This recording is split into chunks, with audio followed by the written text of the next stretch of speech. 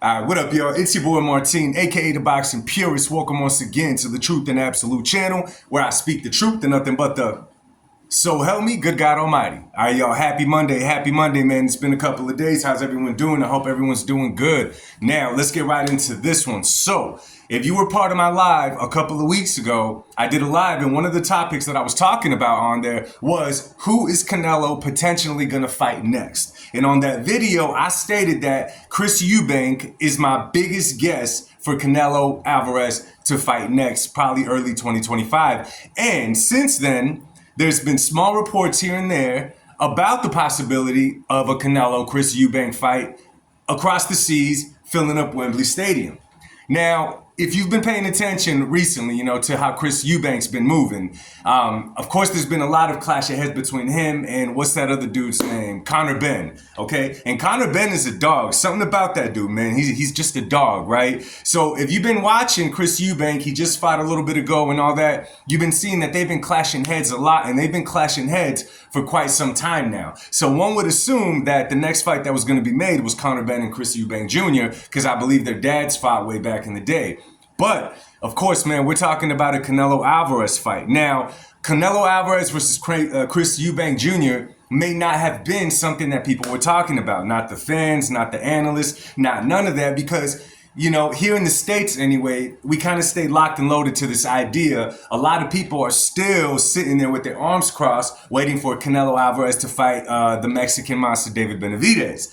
But, I hope now that the dust is settling, that everything is clearing, and everybody's actually, keeping it real, not in their feelings, will understand that the fight between Canelo and David Benavidez at the time, in my personal opinion, was nothing more than a scream and shout from some people that thought that Benavidez might be the dude to overtake Canelo and dethrone Canelo, knocking him off his high horse or whatever you want to call it. I just think it was an idea, though. Speaking about that fight as a legacy fight or even a big time fight was just not realistic because of the stat of David Benavidez at the time and where Canelo Alvarez was at the time. On this side, you got Canelo Alvarez that already had his career. And what I mean by that is Canelo is that dude that worked 20 years in a company, retired, received a pension, rehired, and is still making money off of them while collecting pension. Canelo already did that, okay? So when we bring David Benavidez around, a guy that's just been, per se 2 years with the company, and this is supposed to be the guy to knock this guy off of his seat, it sounds good to somebody that does not like Canelo or is not a fan of Canelo or is a fan of Canelo's accomplishments. But in my personal opinion, in the real world, it's almost like two different eras. It wouldn't be a bad fight, and I've said millions of times I'd like to watch it. But it's not the fights that Canelo is going for right now, and that's what a lot of people need to understand. Boxing analysts, fans, other boxers, that's what we need to understand. Now, I look at patterns. Years ago, I predicted that Canelo Alvarez was going to fight Edgar Berlanga too. As soon as Eddie signed Edgar Berlanga to Matchroom, I knew, I know what Eddie has in store. His ultimate goal is to make Berlanga Canelo, and guess what? He did it, okay? Now, pay attention here. Canelo versus Munguia, Mexico versus Mexico. Canelo versus Edgar Berlanga, Mexico versus Puerto Rico.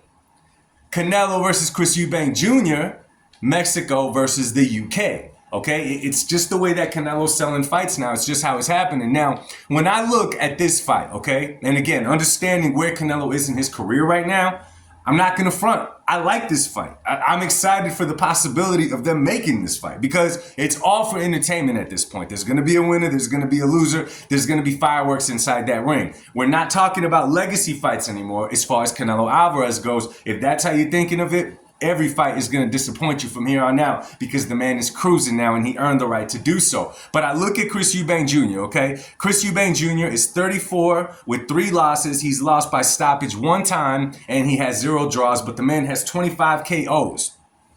35 years old, Canelo's 34, they're the same age. Obviously, Chris Eubank is from the UK. He fights orthodox and he stands at 5 foot 11 inches. Okay, so he has a height advantage. On the other side, you got Canelo, who is 62, 2-2. actually, okay? 39 wins coming by KO. Like I said, he's 34 years old. Canelo Alvarez stands at 5'7.5", which realistically, Canelo is probably about 5'6.5", 5'7" with his boxing shoes on. Now, Chris Eubank, his attitude, his persona, his character is what, in my personal opinion, would make this a really good event for the fans, for the world, and just a really good event for boxing, because we know that Chris Eubank Jr., we see the guy. The guy is mad arrogant, but whatever, man. It's part of his character.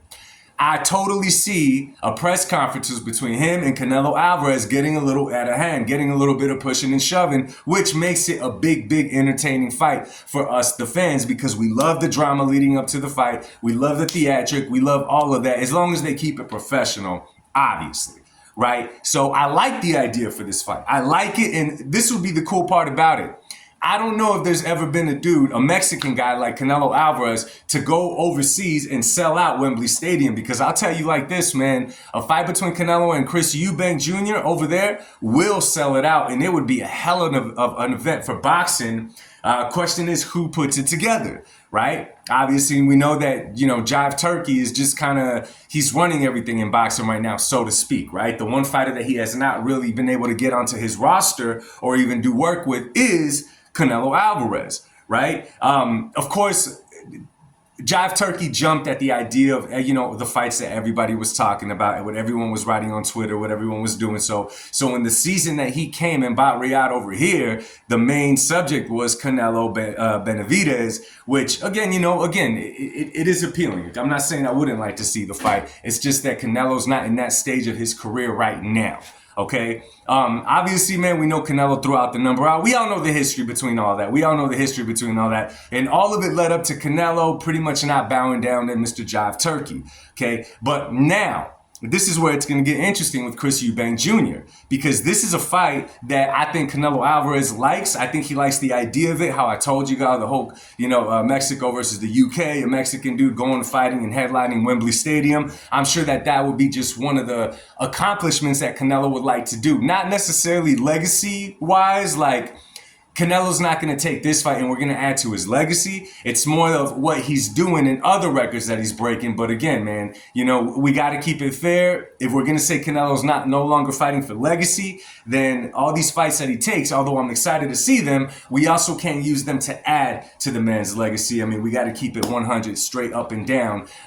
So I think this makes for a really good event, and I'm hoping that they put it together. I mean, the fight will be at 168, without a doubt. And I think it's gonna catch some traction, man. I really do. We all know that a Canelo Alvarez event is huge for the sport of boxing. It's huge for whatever city it's ran in revenue-wise. And a fight like this, man, where they could potentially fill up such a huge stadium. Wembley is where Anthony Joshua fights, y'all, where you see everybody singing Sweet Caroline.